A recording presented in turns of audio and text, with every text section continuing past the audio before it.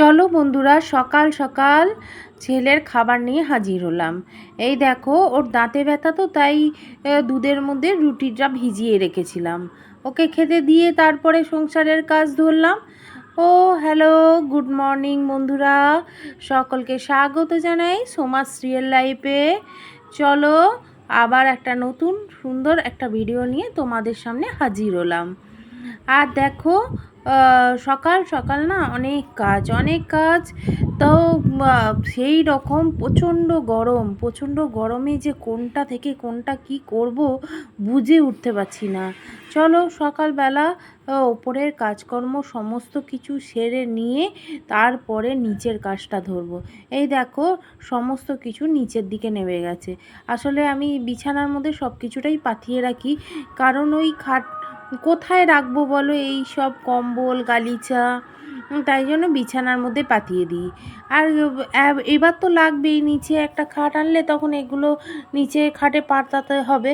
আমি বলেইছি আমাদের নতুন ঘর, সমস্ত কিছু নতুন করে করতে হচ্ছে। আমার একটা ঘর ছিল খুব ছোট, যার জন্য কোনো জিনিসই করতে পারিনি। এখন এখন তো সব কিছু আবার নতুন করে করতে হচ্ছে বিয়ের 20 বছর পর। এই দেখো, এই গালিচাটা না সিনথেটিকের, যে দুই লাল মতন দেখা যাচ্ছে, তার উপরে এইগুলো পাতানো আছে। খুব সমস্যা হয় এগুলো যখন নাবা ওঠা হয় না, সব হড়কে সামনের দিকে চলে আসে। আর এই চাদরটাই পাতাচ্ছি, যেটা পাতানো ছিল। ভাবছিলাম নতুন চাদর পাতাবো, অন্য কোনো ভালো চাদর পাতাবো, কিন্তু পাতালাম না, কারণ আমরা তো থাকবো না। যখন আমরা ঘুরে ফিরে আসব তখন আমরা ভালো চাদরটা পাতাবো। হ্যাঁ, খুব বেশি দিন নেই, আমাদের বেড়াতে যাওয়ার দিন খুব কাছে চলে এসছে। আর আমরা তো আর 2-4 দিনের মধ্যেই চলে যাব। তাই জন্য আর চাদরটা পাল্টালাম না, কারণ চাদরটা পাল্টালে আবার আমাদের এসে চাদরটা পাল্টাতে হবে।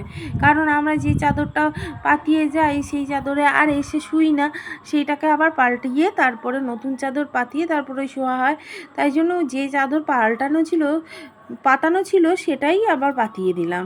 আর সমস্ত কিছু তুলে গোছাচ্ছি, সব নিচে ফেলে দিয়েছিলাম। আর ছেলে নিচে বসে আছে, ওই হাতে বাড়িয়ে বাড়িয়ে সমস্ত কিছুটা দিয়ে দিচ্ছিল।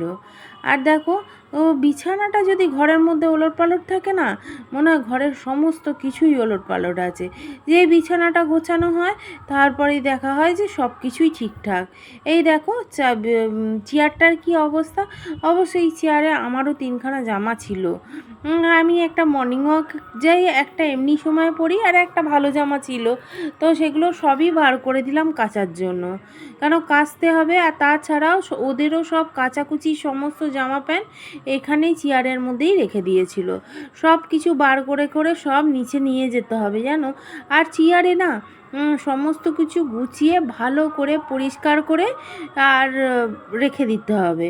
দেখো, ঘরটা না যদি গোছানো না থাকে না, ঢুকেও শান্তি নেই।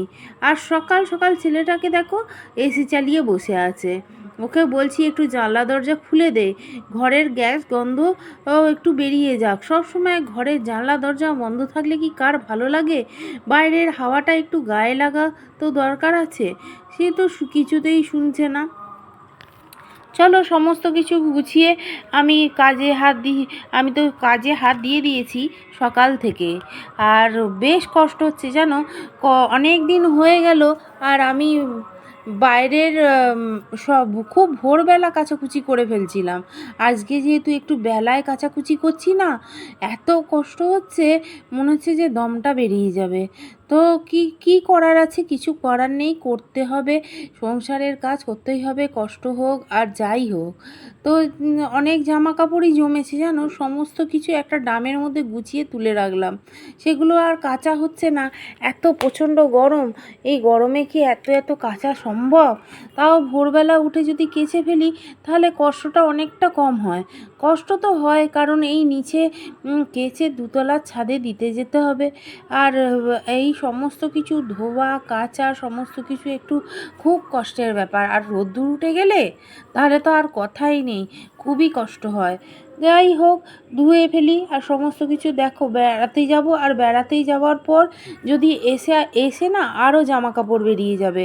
যদি যেই জামা কাপড়গুলো বেরিয়ে গেছে সেগুলো যদি সব শেষ না করে যাই, তার উপরে বেড়াতে যাওয়ার জামা কাপড়গুলোও জমে যাবে। তখন না আমি নাকানি চোবানি খাবো। এমনি একটু বেড়াতে গেলে শরীরটা খুবই খারাপ হয়, কারণ কয়েকদিন তো বেশ খাওয়া দাওয়ার ঠিক থাকে না, শোয়ার ঠিক থাকে না, এক নাগাড়ে শুধু বাসে করে গাড়ি করে ঘোরা আর ঘোরা। আর তাই জন্য এসে একটু শরীরটা খারাপই হয়ে যায়, সঙ্গে সঙ্গে এসেই কোনো কাজ করতে পারি না। আর এই জন্য আমি ঠিক করেছি যে কাচাকুচিটা সমস্ত কিছু শেষ করব। এই দেখো কেচে রেখে দিলাম। এখন তো ওপরে যাব না, নিচের কাজটা শেষ করি। ওপরে এখন যাওয়ার সময় নেই, কারণ এখানে ভাত বসিয়েছি, তারপর এতগুলো বাসন আছে, গ্যাস মুছবো, অনেক কাজ জানো। আর গরম হোক আর শীত হোক গ্রীষ্ম হোক, ঘরের কাজ তো কমবে না, ঘরের কাজ সেরকমই থাকবে। তাই জন্য দেখো, এই যে ভাতটা হয়ে গেল, এরপরে আমি বাসনগুলো মাজবো, গ্যাস মুছবো, আর এই রান্নাঘরটাকেও ভালো করে মুছবো। চলো, এটা ভাতটা ঝেড়ে নিলাম।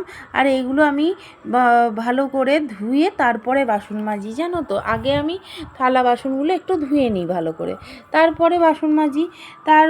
এই দেখো, বাসনের সিঙ্কটা তো অনেক ছোট, তাই মেজে মেজে ওপরে রেখে দিলাম। আর সমস্ত কিছু, অনেক বাসন হয়েছিল জানো। আর গরমে না আমার মনে হচ্ছিল আর করতেই ইচ্ছা করছে না। কি করব, সব কিছু ফেলে রেখে বসে থাকতেও পারবো না, আরও যেন মনে অস্বস্তি হবে। তাই জন্য নিজেকে মনে জোর রেখে বলছি না, করতেই হবে সব কিছু। তাড়াতাড়ি কাজ সেরে আমি যদি বসতে পারি তাহলে এখন তো কোনো বসার সিনই নেই, কারণ এখনও অনেক কাজ। জামা কাপড়গুলো কেচে রেখে দিয়েছি, নিচের কাজটা শেষ করে তারপরে উপরে উঠতে পারবো। নিচের সমস্ত কাজ সেরে নিয়ে তারপরে উপরে জামা কাপড়টা দিতে যাব। আর এই জন্য আমি আর আর যা রোদ্দুর আছে না, সে যখনই দিই তখনই শুকিয়ে যাবে। আর এত প্রচণ্ড গরমের মধ্যে জামা কাপড় শুকিয়ে যাবে ঠিকই। তাই জন্য আমি বাসনগুলো আগে মেজে নিলাম। অনেক বাসন হয়েছে দেখো। আর কি করব বলো, করতেই হবে, কিছু করার নেই। খুব কষ্ট হচ্ছিল, আর মাঝে মাঝে এত বিরক্ত লাগছিল, চেয়ারে গিয়ে বসে পড়ছিলাম, এত ঘামছিলাম। কেন বলো তো, আমার তো যে হাই প্রেশার না, হাই প্রেশার থাকলে একটু কষ্ট হয়, একটু হাঁপ লাগে, তাই একটু কষ্ট তো হচ্ছিল। উঠেছি অনেক ভোরে জানো। আর তারপর মর্নিং ওয়াক করতে গিয়ে তারপরে এসে না আমি একটু বসে পড়ি, কারণ খুব কষ্ট হয়। বেশ অনেকখানি হাঁটি জানো, 45 মিনিট হাঁটি। 45 মিনিট হাঁটার পরে তারপরে এসে না আমি একটু রেস্ট নিয়ে নিই।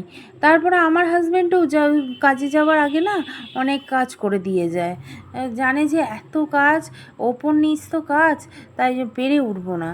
এই দেখো, নিচের জানলা দরজা এদের সমস্ত কাজ সেরে নিয়ে নিচের জানলা দরজাটা বন্ধ করে যাচ্ছি। জানলা দরজা না বন্ধ করে গেলে বিড়াল ঢুকে যাবে। আর টেবিলে সমস্ত খাবার দাবার করে রেখে দিয়েছি, সেগুলো আর মানে বিড়ালে মুখ দিয়ে দেবে, খাক আর না খাক। এই দেখো, ছাদে চলে এসেছি, নিচে সমস্ত কাজ সারা হয়ে গেছে, আর উপরে ছাদে আমি জামা কাপড়গুলো মিলতে এসেছি। দেখো, যতই মনে করি না অল্প করে কাচবো, তাও তাও সেই এক বালতির ওপর কাচা হয়ে গেছে। যখন মনে হয় যে যখন কাচবো তো অনেকগুলো করে কেচে ফেলি, কারণ আমার মনে হয় জমে থাকবে, তাই জন্য বেশি করে কেচে ফেলি। কিন্তু এখনও অনেকগুলো জমে আছে জানো। কি করব বলো, কাচতে তো হবে। আর জানো, আজকে না তোমাদের সামনে এসে একটু কথা বলতেও সময় পাইনি, যেহেতু প্রচণ্ড গরম না, একটু বসতে মাঝে মাঝে না কাজের ফাঁকে বসে পড়ছিলাম, খুব কষ্ট হচ্ছিল, দমটা যেন বন্ধ হয়ে যাচ্ছিল। তাই জন্য আর তোমাদের সামনে এসে কথা যে বলবো সেটার সুযোগ আর পাইনি। যাই হোক, দেখো সমস্ত কিছু শুকুর দেওয়া হয়ে গেল। আর এই দেখো, এটা না সন্ধেবেলায় আমাদের দরজায় লক লাগাতে এসছে। আমরা নতুনই তো ঘরে ঢুকেছি, সব কিছু আস্তে আস্তে করছি। তার উপরে আমরা বেড়াতে যাব, একটা সেফটি বলে ব্যাপার আছে। তো দুটো দরজা আমাদের বাইরে বেরোনোর, একটা ভেতরের দিকে একটা বাইরের দিকে, দুটো দরজাতেই লক লাগানো হলো। আজকের জন্য এইটুকু থাক, সকলকে টাটা জানিয়ে বিদায় নিলাম।